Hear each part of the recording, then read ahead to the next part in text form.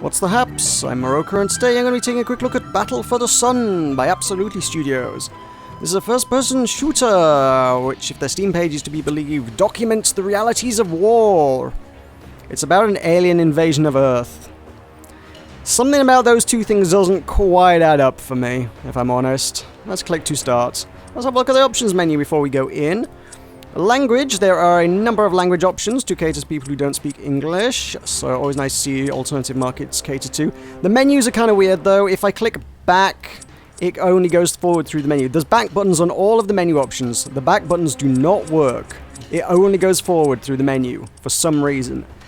I don't know why you couldn't have a working back button. They put a back button in, it just doesn't work. That's really weird. Controls, we have mouse sensitivity is adjustable, I can invert the mouse axis, and you cannot rebind the controls, so that's not great. This menu down here is a weird kind of click and drag menu. I mean, it's got a scroll bar, but the scroll bar doesn't... oh, the scroll bar does work, it's just kind of awkward to make work. Yeah, it's got a weird click and drag thing, like that was made for a touchscreen, I guess, it feels. It's really bizarre. And obviously none of this is rebindable. Graphics, let's have a look at the graphical options. We have resolution options, we have VSync, we have AA goes up to 8 times, but I've no idea what kind of AA that is. At no point does it tell you, he's just got 2, 4, or 8 AA. I presume it's FXAA, but couldn't really tell you. Shadow distance can be adjusted, you can limit the frame rate if you wanted. I have no idea why any person would ever want to do that, but you can do that if you so desire. I guess that's for performance sake, I suppose, but quite frankly, the game doesn't look good enough that I think it warrants it in any way, shape, or form. I think most people would probably be able to run this quite comfortably. The minimum spec on it is like crazy low as well. Texture quality, we are on very high texture quality. It's not great, even on very high. Anything below very high just kind of looks very, very poor. Anything below high looks goddamn awful, frankly, so... yeah, you're going to want that on very high, I would have thought. SSAO is available, and post-effects mostly seems to involve considerable amounts of bloom anytime the sky is on your screen at any point. So there you go. And there are no audio options. There are no audio options to speak of whatsoever, so you can't do anything with that. Also conspicuous by its absence from the graphical options is an FOV slider. It's a first-person game. It needs an FOV slider, for God's sake. The default in this game is like crazy low. I would be hard-pressed to say for certain, but I feel like it's somewhere around 70. I'm not sure. I'm not the kind of person who tends to get simulation sickness anyway from that kind of thing, but I will say it just genuinely felt kind of unpleasant playing this game at most times for me. I think if you suffer from simulation sickness much, chances are this game is probably going to make you pretty ill, all things considered. Like I say, I don't suffer from it, and it made me feel ill, so I hate to imagine what it would be like if you did. So, those are not great, really, all things considered. Anyway, let's have a look at the story. I have found, to my chagrin, that the story missions don't save. I got about halfway through the 3rd level. If I have a look at the missions menu, there are 6 menus. You've got Battle for the Sun is kind of a 5-minute rail shooter segment. Boot Camp is a tutorial. And South Jury is a ridiculously long level that's like well over an hour long. And I played through about, I think it was about half of it. And that was for like an hour. And ultimately, I came back to pick it up where I left off, and it's taken me right back to the start of the mission. So now I have to go back and replay an hour's worth of South Jury mission if I ever want to get back there again. So I guess we're going to see the intro to South Jury, where the aliens are invading. Let's have a little bit of narrative, shall we, so you can see what the voices and animations and whatnot are like. We're live in 3, 2... We're interrupting our regularly scheduled program for breaking news. South Dury is under heavy alien attack. NASR forces retreated from the financial district. Civilian casualties have been reported to be in thousands. Currently, we cannot get any live news from the area due to the ongoing evacuation process. We will continue to monitor the situation and update you with any new developments. Please stand. Yes, sir. Have you heard about South Dury? Yes, sir, I've been watching the news. I'm sending you a chopper right now. Go to Dury and kill all those motherfuckers. All your gear will be waiting there for you. Yes, sir. Okay, that's quite enough of that. That's just entirely terrible. The animation is Where it exists is poor. Most of the characters just seem to stand stock still. As you saw, that newsreader made no effort to ever move a single limb. The voice quality is very, very poor. You'll get higher quality from most Let's Play videos on YouTube, quite frankly. Apparently the budget for this game didn't stretch to a microphone. That light can be seen through the bottom of the helicopter, so that's another thing. I've got quite a shopping list of gripes with this game, if we're honest. And I guess we're going to go through as many of them as I can get through, but I may be hard-pressed for time to cover all the things that we need to cover today. So let's have a look. So yeah, starting with the voice acting is poor quality and the dialogue is kind of awkward. The visual effects just kind of don't always work, as you saw with the lights, and animation and texture resolution is just pretty poor. Let's do some gameplay. We have a NASA crate. Lol, get it? NASA, NASR, it's the something about space research. I don't know what it was. Either way, I have a revolver, a crowbar, and some ammunition. It throws weapons at you quite heavily pretty early on. There's another crate over here. Might have something else in. No. There's another crate there that might have something else in. I know you get the shotgun really early on. There's a few aliens over there, I can tell you that, because I've done this before. So this is kind of the game. I think that was a civilian, but I think the alien killed him because there's no friendly fire. I can't actually kill any of these guys. All I can do is shoot the aliens. See, this guy's gonna get killed by an alien. I would have demonstrated the friendly fire, but he's pretty much dead now. So let's kill the guy with the revolver. There we go. Now I have a shotgun. I have not found much need for anything else other than the shotgun. Oh, I'm dead. Good start to things. Do you know why this doesn't matter? Because I don't lose any progress. If you die, it takes you back to a checkpoint, but all the things that you had killed stay dead. You just come back to life, and you can throw another body at things. Which kind of loses much sense of urgency or sort of threat from the game. If I can just come back and do it again and again. What are you doing? He's trying to kick me. I think he's trying to kick me. Should I shotgun him in the head? Yeah, let's do that. It's ridiculous. Oh, there's kind of a double tap kind of thing. Some of the aliens go down but don't die, and you have to shoot them on the floor to make sure they're dead. The amount of ammo the game throws at you is ludicrous, so I'm very rarely going to run out of anything. When I got to the checkpoint, I had about 1,200 rounds of shotgun ammo. They don't cap the amount of ammo you can carry, so I had like 1,200 shotgun rounds. And it's a really good gun, so I've not really found much use for many others other than just the shotgun. This is an alien resource. Alien resources can be found goddamn near everywhere. Well, they're a little bit more Spartan in this area, but in the tutorial levels, like, there's loads and loads of them, and it's like, these are supposed to be sort of like military encampments. Why are there alien resources just everywhere? I don't get this. There are explosive environment bits, so they're always fun to blow up. And I'm dead again, but this is of no consequence to us, because I'm going to pop back into existence. Right near some collectibles. I'm going to take a bunch of hits. The alien resources are basically going to be used as an upgrade if I can finish the level. It's kind of a proportion of how many...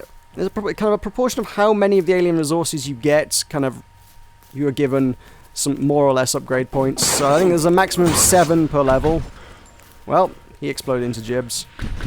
It's got some entertaining physics going on. That's kind of... not good physics, but entertaining physics. That's kind of what it's got going on for it.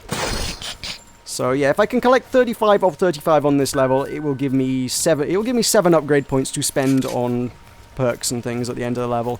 The rail shooter level and the tutorial level also come with these, so you kind of quite easily get 14 perk points out of a total of 25 that you need in the entire game, just from the first 2 levels, which have no challenge to them. So you've got 3/5 of, well, very close to 3/5 of all your upgrades skill points within the first 2 tutorial levels. So that doesn't feel like the balance was thought through very, very well there, to be honest.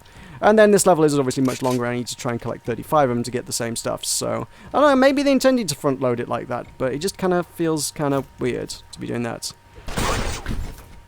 Ultimately, I think the best strategy I found is, in spite of it not necessarily being the way the game seems to be intended to be played, is just to kind of treat it like it's an arcade shooter and run around and bunny hop and circle strafe and just kind of do this, because they all have, all the enemies use the same gun and they all have homing bullets. They all shoot big white glowy blobs that home in on you, so it's actually really difficult to dodge enemies, unless you're just literally moving really fast. And then you'll still die pretty quickly to crowds, which is just frustrating more than anything else.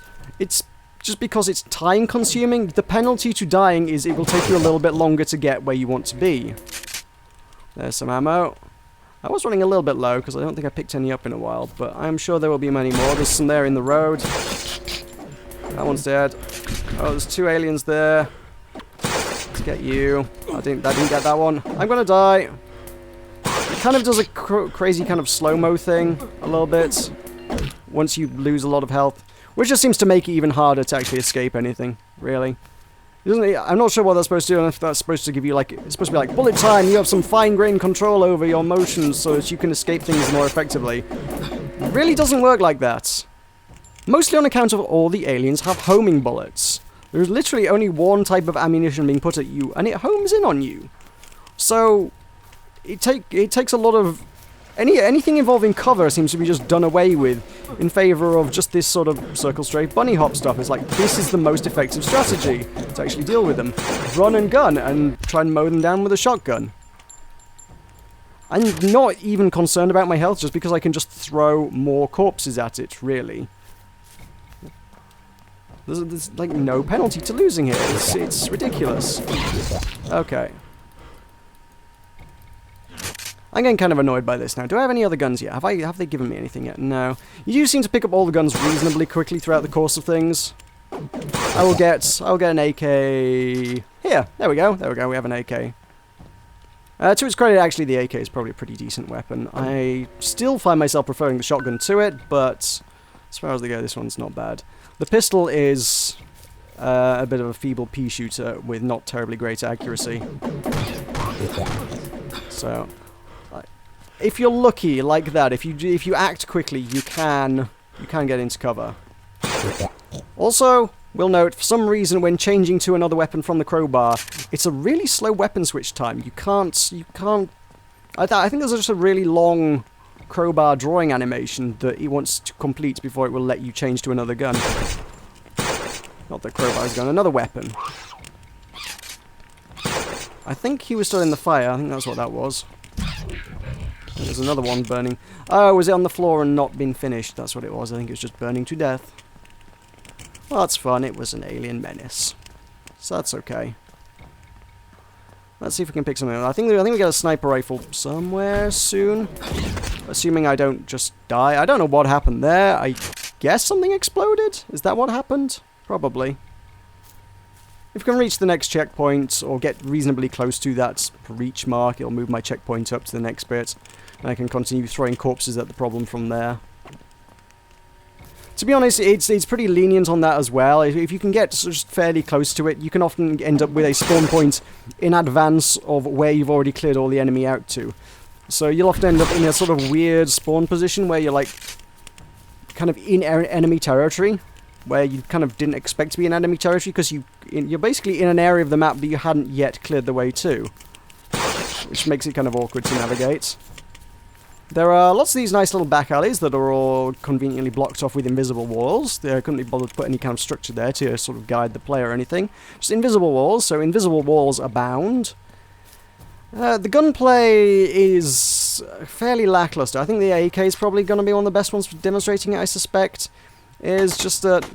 Actually, no. I think the fact that I put quite a lot of talent points into accuracy means it's not going to be quite as obvious.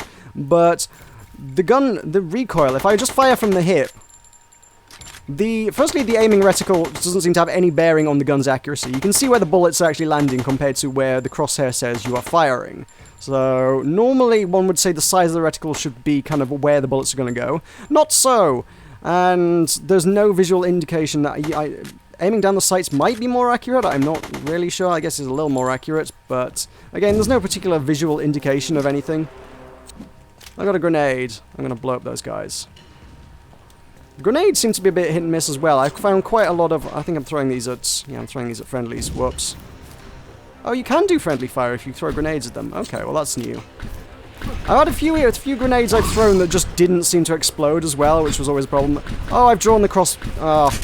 I've just drawn the crowbar, which is kind of suboptimal just because I have to switch weapons again. It takes a while. So yeah, I just found firing from the hip generally just seems to be the better option. There is an accuracy thing going on, but because you move so much slower, you're just going to get shot and die. It's not particularly great gunplay. Their idea of gun recoil just seems to be put the gun model in your face so you can't see where you're going. The accuracy doesn't seem to suffer from sustained fire or anything. As I say, most of the games you'd sort of have the crosshair would sort of expand as you with sustained fire. You get less and less accurate because there's a lot of recoil. In this game, no, the idea of recoil is it just puts the gun model slightly closer to your face so that it blocks more of your vision, so you have trouble seeing where you're shooting. In the tutorial level before, on the bit on rails that is, before you actually get spending upgrades, that's really, really pronounced because they give you a big gun model, a big mounted gun, and that particular gun model has a lot of recoil, which just means you're trying to do the rail shoot a bit and the gun spends most of its time in your face. It's kind of a cheap and lazy way of doing recoil that doesn't work very well. At all. So is there any redeeming features? Like I say, playing with physics is sometimes fun. If you can blow up the aliens, that can be entertaining. That can be pretty entertaining. Blowing stuff up's cool. We blow up some barrels. I don't know if there's any aliens over there, but making stuff explode is pretty awesome.